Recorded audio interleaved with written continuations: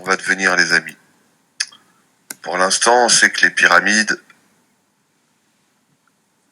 elles sont encore pyramidales, mais grosso modo, c'était tout blanc avant le revêtement extérieur. Quand t'arrivais devant les pyramides, c'était des trucs blancs, couleur blanche. Bon. Il paraît que en fait c'est du béton, c'est pas des pierres taillées, c'est du béton. Maintenant c'est plus blanc, c'est tout parti en couille, ça s'est effrité. Ça reste pyramidal, mais ça s'est effrité. Que sont devenus les pharaons? Putain, vaincre le pharaon, ça devait être balèze. Hein. Bah là, y a de la poussière, il y a des ruines. Même son sarcophage, il est exhibé au Louvre, je sais pas trop quoi, tu vois. Le mec a plus de pouvoir. Hein.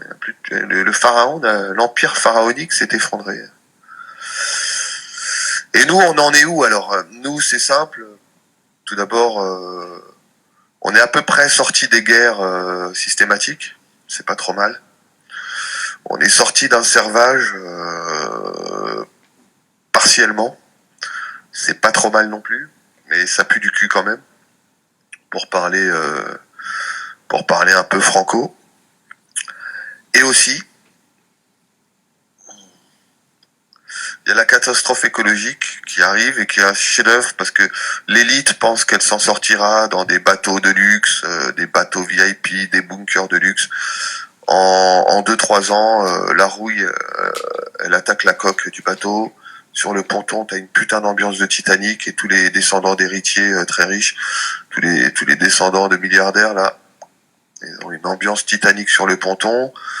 La coque qui rouille, et puis t'as les pirates qui finissent le travail, tu vois le truc, dans une ambiance très Mad Max.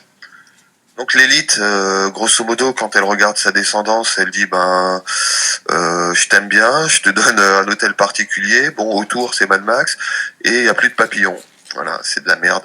Donc l'élite offre un monde de merde à sa descendance, ça c'est certain, et les conditions de leur survie va pas être évidentes non plus. Donc leur connerie les éteint aussi, ça c'est le gros chef-d'œuvre qu'on retrouve dans Noé, sauf que dans la Torah, c'est ce qui préoccupe les auteurs, c'est la survie de l'humanité et pas l'immense débâcle des rois fourbes, tu vois. Mais je peux te dire que le déluge, ça prend tous les connards. Ça les happe en veux-tu en voilà, et là c'est génial, c'est l'élite qui crée le déluge eux-mêmes, tu vois. C'est les punis du déluge qui créent le déluge eux-mêmes, donc c'est un chef-d'œuvre absolu. Et donc l'enjeu civilisationnel, là, pendant que les pyramides sont en poussière, le jeu civilisationnel, c'est de faire en sorte qu'en Occident, alors j'avais dit l'idée comme ça, que ce soit un camp de concentration Auschwitz inversé, c'est-à-dire ceux qui sont dans le camp survivent, ceux qui sont à l'extérieur ne survivent pas. C'est assez mal perçu, c'est un argument qui passe assez mal, parce que les gens disent oui, mais Auschwitz, c'est un crime très particulier, c'est l'industrialisation du génocide qui aujourd'hui donnerait des... Mais aussi, donnerait des saccages. Imaginez qu'aujourd'hui, on génocide industriellement, scientifiquement les gens. Tu vois, tu fais un virus qui n'attaque qu'une forme d'ADN et t'enlèves tous les blonds aux yeux bleus ou autres. Donc on voit que la méthode d'Auschwitz, c'est utiliser toute la technologie moderne pour éradiquer un peuple. On voit qu'aujourd'hui, si cette logique était réappliquée, ce serait une immense catastrophe. Mais l'exemple, il passe pas parce que les gens disent il faut laisser à Auschwitz ce qui est spécifique à Auschwitz et pas l'utiliser comme un contre-exemple. C'est-à-dire que pour moi, l'Occident qui laisse mourir 10 000 personnes en mer Méditerranée, c'est un Occident nazi. Et du coup, ceux qui sont à l'intérieur de l'Occident, c'est comme des gens qui sont à l'intérieur d'Auschwitz, mais au lieu d'être les prisonniers, c'est les nazis. Laisser 10 000 personnes mourir en mer, c'est se comporter comme un nazi. Considérer que l'autre il peut mourir parce qu'il est noir, c'est se comporter comme un nazi. Et l'Occident va devenir de plus en plus nazi. Pourquoi? Parce que la catastrophe écologique va créer des saccages en Occident, mais on saura y pallier. Mais ça va créer des saccages dans les zones pauvres, et là, ils auront beaucoup de mal. Par exemple, Jakarta est en train de déplacer déjà dans l'urgence sa capitale, et ça va les ruiner en réalité. Ça va leur coûter trop cher.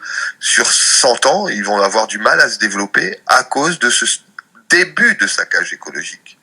Ils vont en avoir d'autres. Ils vont reconstruire un autre Jakarta qui va être balayé par des typhons.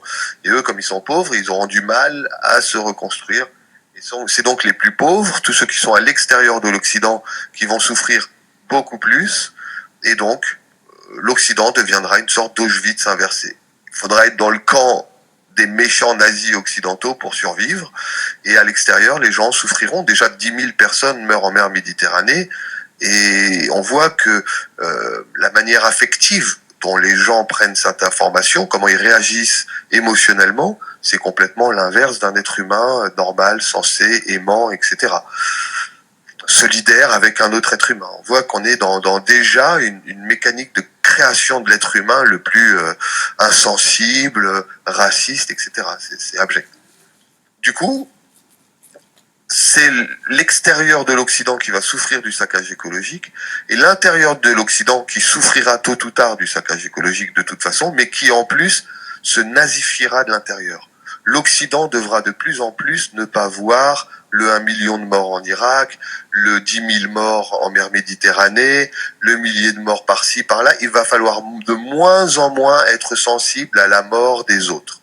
Si vous voulez être occidental dans une logique d'alerte climatique, devenez le plus insensible et là vous réussirez à être un occidental nazi d'élite.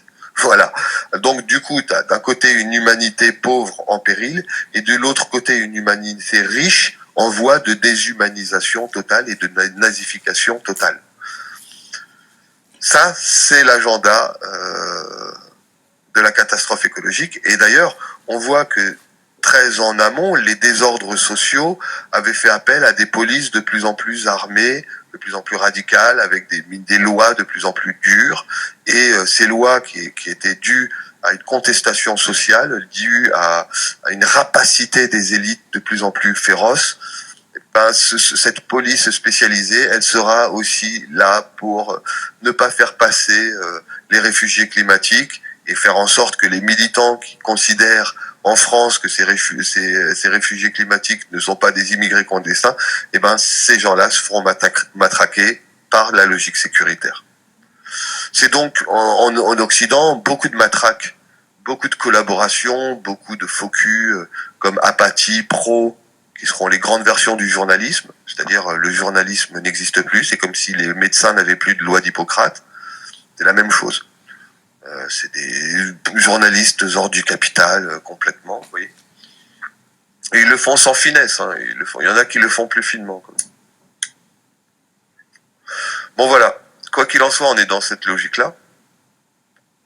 Et aujourd'hui, on peut tout bouleverser en réactivant un humanisme de gauche, parce qu'on voit qu'on manque cruellement d'humanisme. Les gains, ils existent toujours. Macron a réussi sa mission, il a fait des gains à court terme phénoménaux. Donc d'un point de vue capitaliste, c'est un super commercial, c'est un super directeur produit pour le capitalisme. Et dans le moyen terme, il a fait passer un maximum de lois.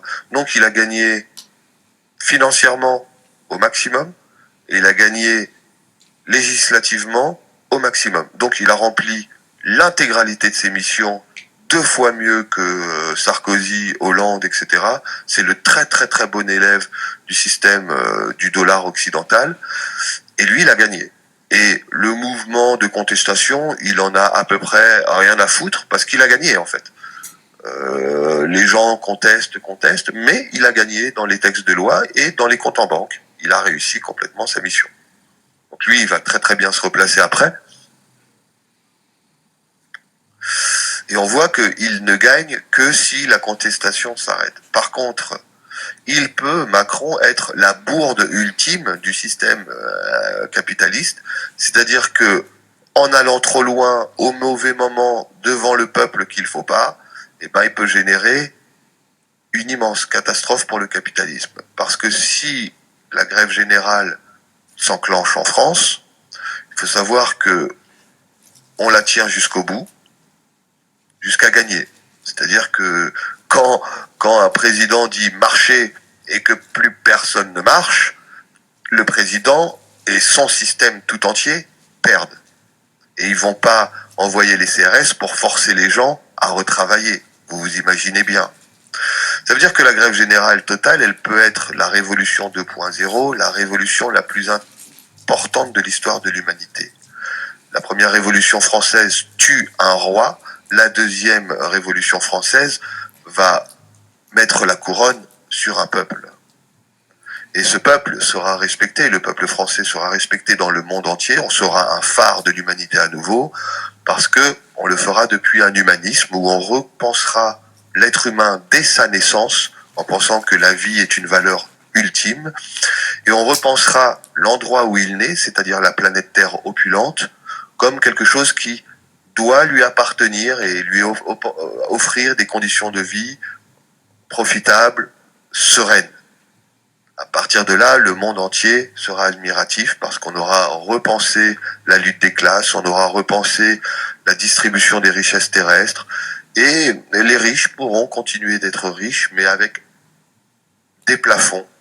Et ce qui compte pour ces riches, c'est qu'ils vivent dans un pays où les planchers sont hauts. Les Suisses sont contents de vivre dans un pays à peu près puissant, et même les très très riches Suisses préfèrent avoir moins d'argent pour que le peuple suisse dans sa totalité ait beaucoup d'argent. C'est aussi simple que ça. Comme ça, le riche, quand il sort de chez lui, il n'a pas besoin de 4 Mercedes, il en a qu'une, qui fait un peu la différence, mais il est dans un pays où les gens n'attaquent pas sa Mercedes, et où les gens ont des BMW, et il est dans un pays où tout le monde avance ensemble. C'est ce qui se passe en Chine. Les gens disent que la Chine n'est pas démocratique. En fait, la Chine et la Russie sont les seuls pays qui ne se laissent pas avoir par les États-Unis. Et parce qu'ils ont une gouvernance présidentielle très forte qui répond à l'international. Par contre, en interne, les Chinois, combien ont-ils de membres au Parti communiste ? Sur 1,4 milliard, ils sont combien de membres? J'ai demandé hier à une grande sociologue, elle m'a dit 2000. Non, ils sont 78 millions à peu près. 70, non, ils sont 84 millions. 84 millions de membres au Parti communiste chinois. Donc on voit que un président ne peut pas diriger un pays dans sa totalité, mais il peut parler à Trump. Vous savez, le fait que Poutine humilie Sarkozy, c'est parce que la constitution russe répond à la fausse constitution démoniaque américaine et dans laquelle l'Europe s'est dévoyée. Mais Poutine gagne contre les États-Unis, là où la France se fait baiser par les États-Unis. Avant, c'était le plan Marshall, maintenant c'est Make America Great Again, on n'a plus d'argent. Il nous abandonne, il nous propose les guerres de l'OTAN complètes où on bombarde des petites filles au Moyen-Orient, c'est abominable. Pour du pétrole. Les Américains se font arnaquer par l'industrie militaire qui pompe une grosse partie du budget et qui après, pour rentabiliser, fait des guerres pour les ressources. C'est un pays de bandits, hein, quelque part. Et du coup, la France, elle participe à ça. Je sais que la Chine et la Russie sont complètement contre ces montages de surmilitarisation et de vol des ressources des autres. L'Amérique a coupé le continent. Notre continent est le plus puissant. L'Amérique fonctionne sur son union et elle attaque les autres en les désunissant. La Chine et la Russie ont eu l'intelligence de se lier et c'est pour ça que c'est les grands gagnants de la saison, parce qu'ils sont pas rentrés dans la folie américaine et que surtout qu'ils ont su tenir contre la folie américaine. Si la France et l'Europe de l'Ouest passent demain dans un paradigme chinois et russe, on n'aura pas de dictature, mais on aura une présidence capable de résister à l'impérialisme américain et on aura une démocratie. Il faut savoir que 84 millions de membres au Parti communiste, c'est presque, on va dire, 1/10 de la population, vous voyez, qui est représentée, qui est représentative des autres et qui est active. Donc ça veut dire que la démocratie chinoise, elle est très puissante en réalité.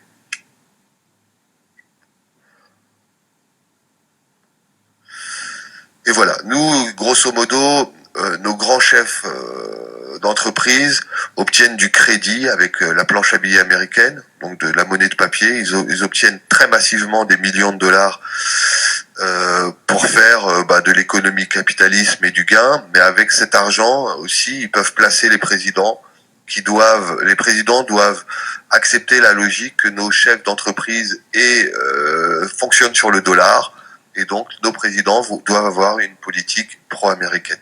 Bon voilà. Résultat, le plan Marshall est inversé, maintenant c'est Make America Great Again.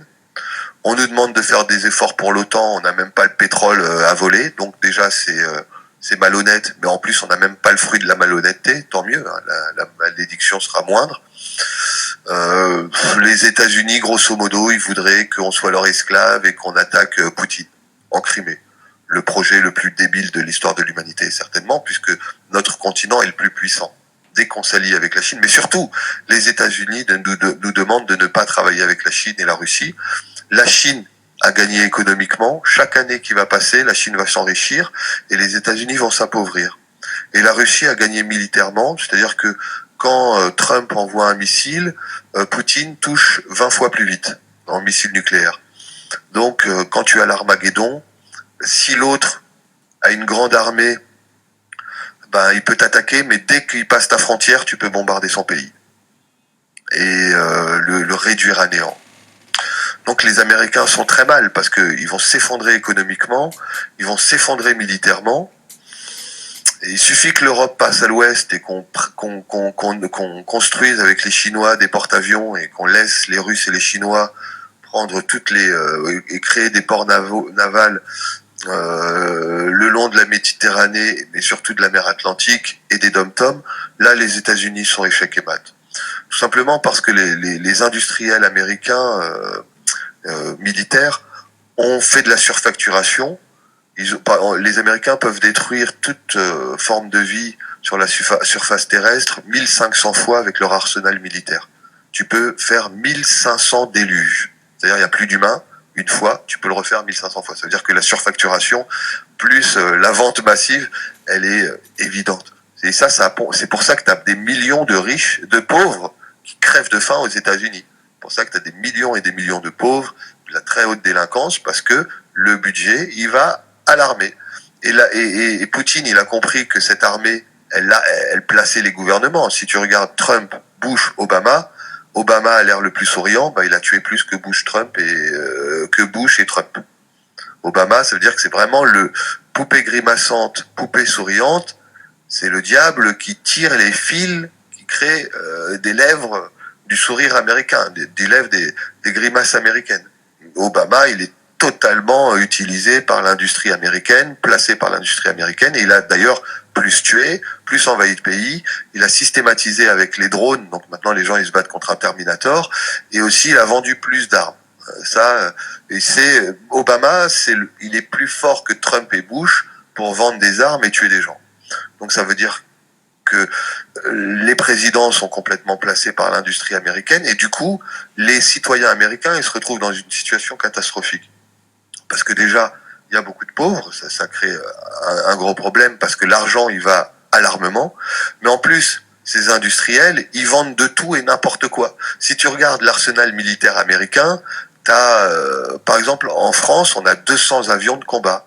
Et ben, aux États-Unis, ils ont 200 avions d'exercice. Rien que pour l'exercice, ils ont 200 avions différents, et puis t'en as 200 autres, etc.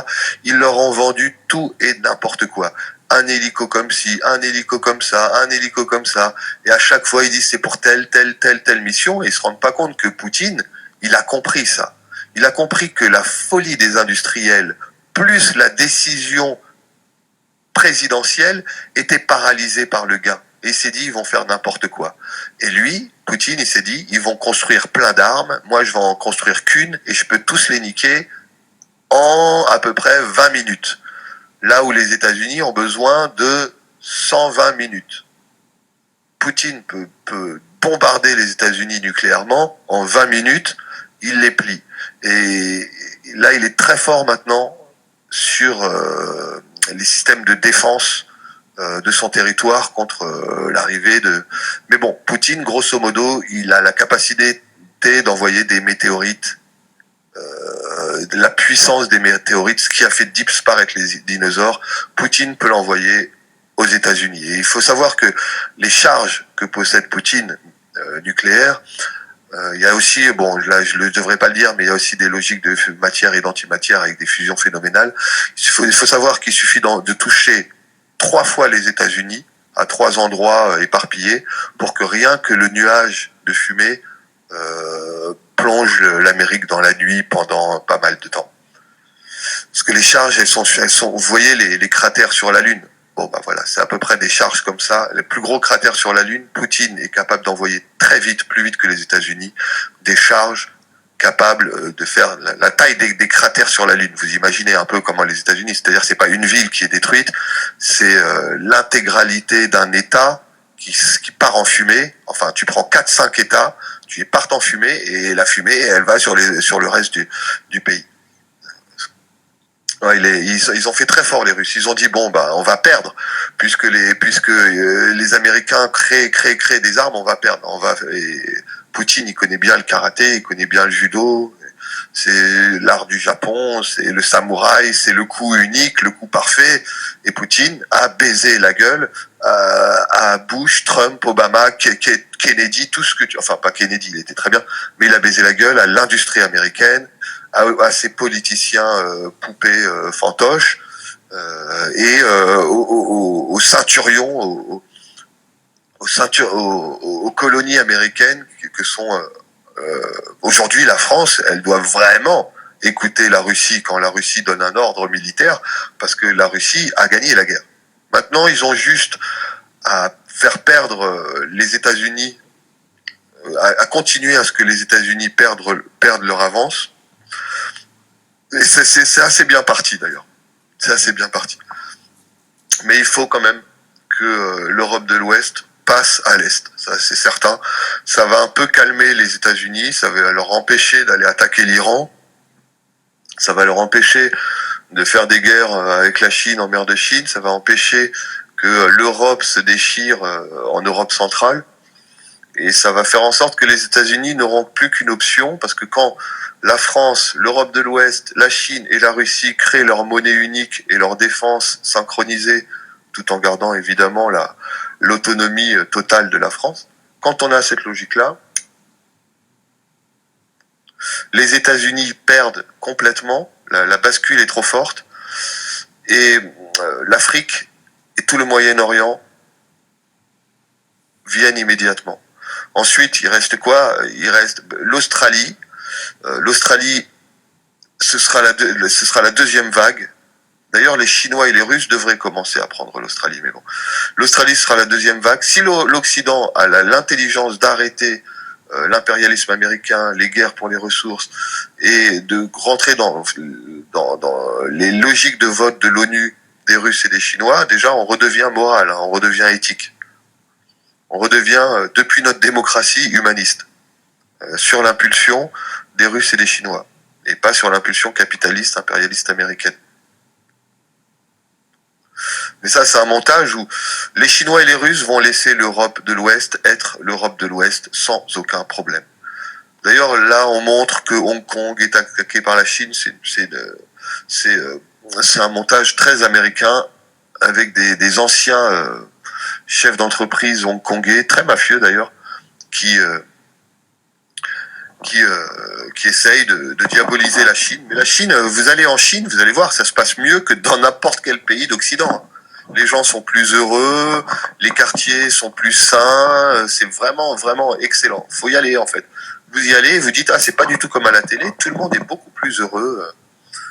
Allez en Chine, allez en Russie aussi, ça se passe assez bien. Ça se passe mieux qu'aux États-Unis. Si vous regardez, vous dites, en Chine, il y a 12 000 morts par arme à feu dans une seule ville par an. Vous dites, oh là, c'est dangereux. En Russie, oh là là, c'est dangereux. La mafia a tué 12 000 personnes dans une ville. Bah, ça n'existe pas. En Chine et en Russie, il n'y a pas une ville où 12 000 personnes se tuent par an.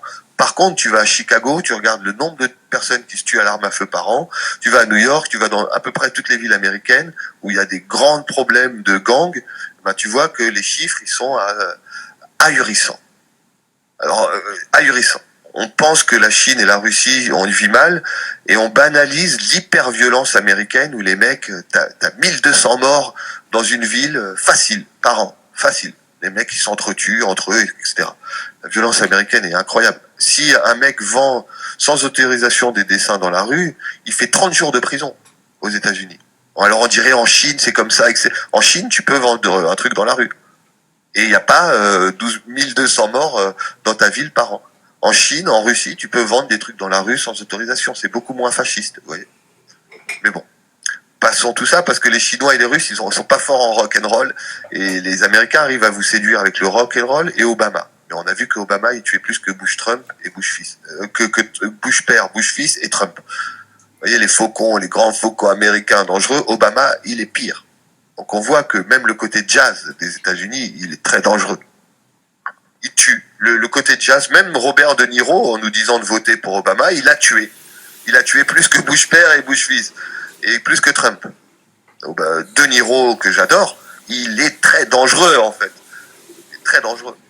Et aux États-Unis, moi j'adore le peuple américain, mais faites une révolution parce qu'on vous supporte plus. C'est comme les nazis. Est-ce que t'aimes les Allemands? Bah je sais pas, ils sont un peu trop nazis. Est-ce que t'aimes les Américains? Bah je sais pas, ils ont tué 1 million d'Irakiens. Ça me pose problème. Ça me pose problème. Alors j'aime pas l'Allemagne nazie, mais c'est aux Allemands de pas être nazis. Et ben aux Américains de pas être impérialistes. On en a marre. La France, c'est la liberté, l'égalité, la fraternité en nous, mais avec les autres aussi. Alors surtout qu'il y a un copain qui dit surtout que Poutine a compris que la guerre, si on la lance pas, l'apocalypse nucléaire va se gagner sur le contrôle des ressources et de la communication. Ouais. Très intéressant, très intéressant. Et donc nous en France, on a tout intérêt à laisser tomber ces États-Unis avec leurs planches habillées avec la monnaie de singe et à créer une monnaie avec la Chine continentale, une monnaie continentale avec la Chine. Là, on perd la planche à billets américaine complètement pourrie, le plan Marshall inversé, Make America Great Again, on sort du logiciel, et on rentre dans la victoire pleine et absolue de la Chine. C'est des milliards. Même ces enfoirés de droite très opportunistes et qui adorent le fric, ils devraient un peu lâcher les États-Unis et se rendre compte que la Chine a beaucoup plus d'argent. Et que l'avenir, c'est là qu'est le marché. Et d'ailleurs, on doit réussir à travailler avec eux de manière plus intelligente qu'on l'a fait avec les Américains. Et ensuite, d'un point de vue militaire, on voit que l'OTAN, pour nous, c'est très humiliant de savoir que des militaires français ont tué sur ordre de la hiérarchie des petites filles à travers le monde, des enfants, des femmes, des enfants, des civils, etc.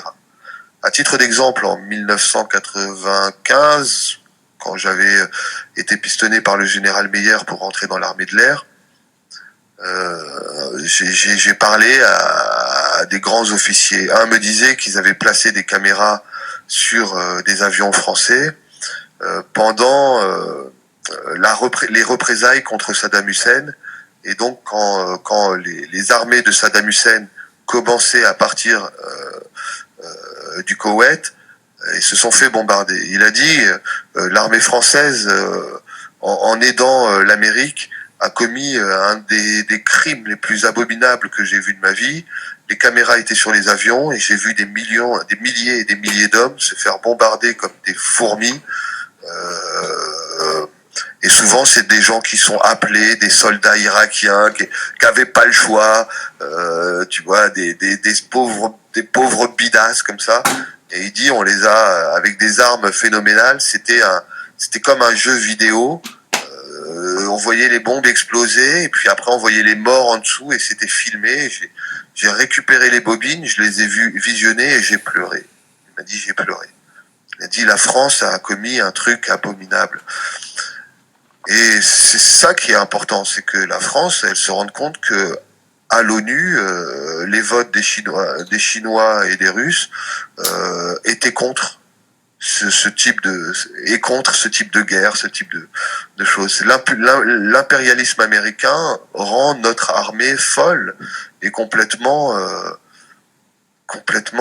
immorale, alors que chaque militaire, lorsqu'il passe sous le drapeau en bleu, blanc, rouge, s'inscrit pleinement dans l'humanisme et dans la moralité, puisque nos valeurs, c'est la liberté, l'égalité et la fraternité envers nous, mais envers l'humanité tout entière.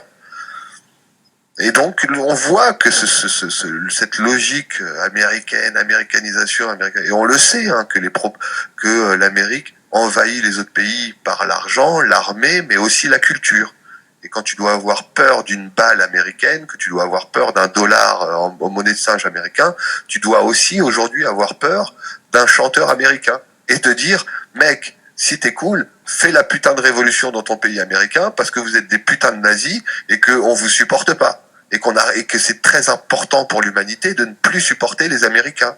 C'est un enjeu vital. Et vous n'êtes pas les super démocrates, vous avez des millions de SDF, des millions de femmes qui meurent de faim, de froid dans votre pays de merde, des gens qui se tirent dessus. Il y a plus de prisonniers afro-américains dans les prisons américaines actuellement qu'il n'y avait d'esclaves pendant la grande période de l'esclavagisme aux États-Unis. Ça veut dire que les esclaves, ils ont souffert grave, et aujourd'hui, tu as un nombre encore plus grand d'Afro-Américains qui souffrent grave dans des prisons absolument abjectes, etc. T'as en plus les Américains qui, eux, défendent l'Amérique impérialiste et militaire, etc., qui sont des béné oui-oui, en veux-tu, en voilà, et qui, en plus, deviennent, eux, vraiment d'immenses nazis, mais en veux-tu, en voilà. Les mecs ont, dans toutes les questions, des réponses de nazis exactement les mêmes. Et ça, c'est ça qui va tenir les États-Unis, vous voyez.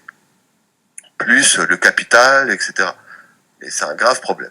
Et moi, je pense que la France, avec sa grève générale, elle doit prendre en considération déjà l'idée qu'une grève générale qui est maintenue jusqu'au bout est très intéressante. Parce que si la grève générale est maintenue jusqu'au bout, c'est la condition humaine, c'est les bêtes de somme qui arrêtent d'avancer et qui du coup prennent le temps de se reconfigurer comme des êtres humains.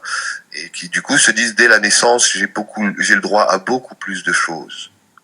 Et avant ma mort, j'ai le droit à beaucoup plus de choses. Et je me rends compte que je ne sers qu'un patron. Et ça ne me plaît pas. Et l'idée des coopératives, c'est pas une idée communiste, c'est une idée de liberté.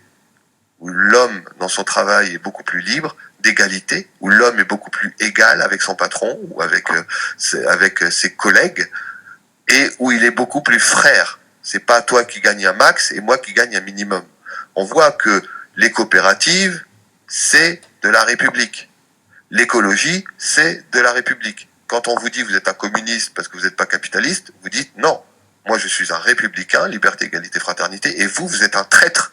Vous êtes un capitaliste américain, et allez vivre aux États-Unis. Vous allez être très bien là-bas. Vous aurez des extrêmes pauvres, des gangs avec des flingues, et puis vous participerez à l'impôt pour payer des armes qui coûteront tellement cher qu'il faudra aller faire la guerre au Venezuela. C'est ridicule. Allez aux États-Unis. Si vous nous traitez de communistes, nous ici on est républicains, liberté, égalité, fraternité. Une coopérative, c'est mieux qu'une entreprise avec actionnaires et capital qui t'arnaque la gueule. Tu dois négocier ta retraite, tu dois négocier ton salaire. Non, nous sommes la force de production. C'est vous qui allez négocier avec nous. Et c'est ça qui est beau dans la grève actuelle. C'est une grève assez marquée, mais elle peut faire naître une grève générale. La grève générale peut faire naître une révolution. Même, je vais vous dire, le système impérialiste américain et l'Occident préféreront, en cas de grève générale, déclencher très vite, nous aider à déclencher très vite une révolution pour qu'on ait des sortes de gouvernements, un peu comme les Grecs, là, des gouvernements fantoches, qui feront en sorte que, parce que Macron, là, il a l'impression d'avoir gagné le capital en faisant des gains très rapides. Tous les capitalistes sont très satisfaits de la politique de Macron. On gagne beaucoup d'argent en ce moment. Et en plus, dans les lois, oh là là, c'est des voies d'or pour l'exploitation de l'homme. Donc il gagne, mais attention, il peut tout perdre d'un coup. Et c'est le sujet dont je vous parlais tout à l'heure. Et je vous donne un exemple.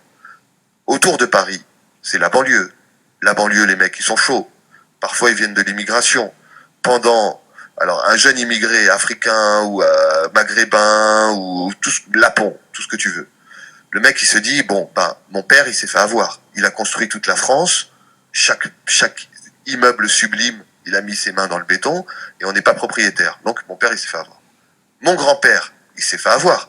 Il avait un village, il était bien, on lui a volé tout.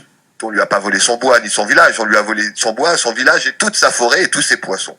Donc, son grand-père, il s'est fait avoir. Son arrière-grand-père. Et il était esclave, son arrière-grand-père. Donc, un jeune Africain français, aujourd'hui, qui est dans la banlieue, il se dit, bon, sur 8 générations, on est en train de se faire avoir. Eh ben, ce jeune Africain de banlieue, Paris, c'est comme Dien Bien Phu, c'est une cuvette. C'est entouré de la banlieue. La banlieue encercle Paris. Si elle tombe dans Paris, ils reprennent tout d'un coup.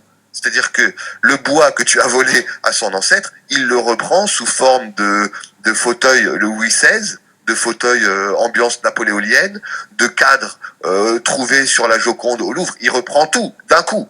Il reprend tout dans tout Paris, il retrouve les statues de ses ancêtres, il retrouve tout. Et il peut tout reprendre d'un coup parce que Paris, c'est Dien Bien Phu, c'est une cuvette. Et qu'en plus, le capitalisme américain avait besoin de contrôler la France à partir d'un lieu stratégique qui était Paris, parce que pour l'Amérique, Paris, c'était un des satellites européens. Mais Paris, c'est pas la colonne vertébrale de la France. Déjà, Marseille est très puissante, Lille est très puissante, Bordeaux, Lyon. T'as des villes, et puis t'as des citoyens sur toute l'horizontalité du territoire. Du coup, Paris, c'est la force de l'impérialisme américain, parce que c'est les légionnaires, les ceinturions, comme ça, mais c'est la faiblesse de la France. Pourquoi? Parce que Paris, stratégiquement, c'est une cuvette comme Dien Bien Phu. Quand Paris tombe, tu perds la verticalité de l'impérialisme américain, mais en plus, l'horizontalité, les révolutionnaires la gagnent tout de suite. C'est une révolution d'ailleurs horizontale. Le flux de gilets jaunes, il y en a, c'est les gilets jaunes historiques, j'allais dire hystériques. Bon, il y en a des gilets jaunes hystériques, mais il y a des gilets jaunes historiques et puis il y a des nouvelles vagues à chaque fois qu'un mec est déçu, il y va, il arrive. Et il y en a qui ont abandonné, mais ils reviendront. Il y en a qui ont essayé pour se coopter, ils ont le gilet jaune à la maison et ils reviendront tôt ou tard. Et en plus, maintenant, tu as les grévistes, les syndicalistes, et après, tu as peut-être d'autres personnes qui vont se réveiller. Et là, tu peux passer dans une révolution où on dit, attention, les grévistes, non seulement ils ont gagné, mais en plus, tu vas leur rembourser les journées de salaire non payées. Parce que comme ils ont gagné, ils avaient raison. Et comme ils avaient raison, leur salaire, ils y ont droit. Vous voyez? Et dans une révolution totale, c'est comme ça que ça se passe. Là, les grévistes, ils se disent, putain, on a perdu 800 euros. Mais ils peuvent se dire que s'ils tiennent, ils se feront rembourser l'intégralité des salaires perdus. S'ils tiennent. Dans une révolution plus globale. Et la révolution, elle doit questionner juste sur une chose. Quand un être humain vient au monde, est-ce qu'il n'est pas prodigieusement beau depuis la vie qui l'anime? Donc, il est très puissant. Chaque être humain, en fait, est très puissant. C'est pas un citoyen de merde, c'est un être très puissant qu'il faut protéger et qu'il faut aider au maximum. Et la planète Terre n'a-t-elle pas d'immenses ressources? L'enfant, quand il vient au monde, il s'en fout qu'il y ait eu des anciens qui aient volé la Terre à tout le monde. L'enfant, il naît sur Terre. Il n'est pas dans des familles riches qui vont lui donner les règles du jeu. La vie s'organise depuis la vie et les ressources terrestres. Et ça, c'est la vraie révolution. Là, on ira très très vite parce qu'on sera à la fois compatible avec les Russes et les Chinois, tout en étant complètement autonome des Russes et des Chinois depuis nos origines humanistes, etc. Et en plus, on sortira complètement du paradigme américain de lutte absolue, de haine absolue des classes. Les classes sociales, on le voit, hein, les États-Unis, c'est l'adoration totale du pyramidal, des luttes des classes, un au sommet, un en bas. Celui qui est au sommet, en fait, il a tort, mais dans la propagande, il a raison. Celui en bas, il a complètement raison, mais dans la propagande, il est coupable, etc. C'est la logique, le paradigme américain. En Chine, c'est pas du tout comme ça. En Russie, c'est pas du tout comme ça. Et les Russes d'ailleurs, et les Chinois, mais surtout les Russes vont avoir un problème parce que trop de Russes sont passés à l'ouest quelque part. Et quand ils reviennent en Russie, ils pourrissent un peu le pays. Ils pourrissent un peu le pays parce que l'âme russe, elle est complètement pas américaine. L'âme russe, c'est Jacques Brel, si vous voulez. Et vous prenez un chanteur de variété minable, ben c'est l'âme américaine. Mais l'âme russe, elle est très belle. Elle est comme Jacques Brel, Brassens, Léo Ferré. Ça, c'est l'âme russe, la vraie âme russe. Voilà, les amis, c'était un long live de 40 minutes Seule la lutte. Pour vous dire que faut pas avoir peur du communisme, il faut détester le capitalisme, impérialisme américain, et aussi il faut savoir que le partage, les coopératives, l'écologie, le partage total des richesses, la nationalisation des choses, etc. C'est pas du communisme, mais c'est de la République. Parce que vous verrez qu'à chaque argument, le triptyque de liberté, d'égalité et de fraternité, eh bien, il colle parfaitement.